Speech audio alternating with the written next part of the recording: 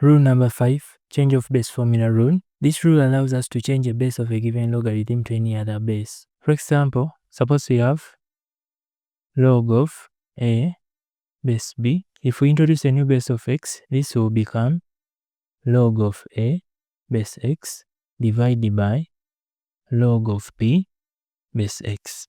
For example, log of 4 base 3. If we want to introduce a new base of 2, using change of base formula rule, this will become log of 4 base 2 divided by log of 3 base 2. But 4 is the same as 2 squared, so this will become log of 2 squared 2 base 2 divided by log of 3 base 2. From power rule, 2 will become a coefficient of this numerator, so this will become 2 log of 2 base 2 divided by log of 3 base 2.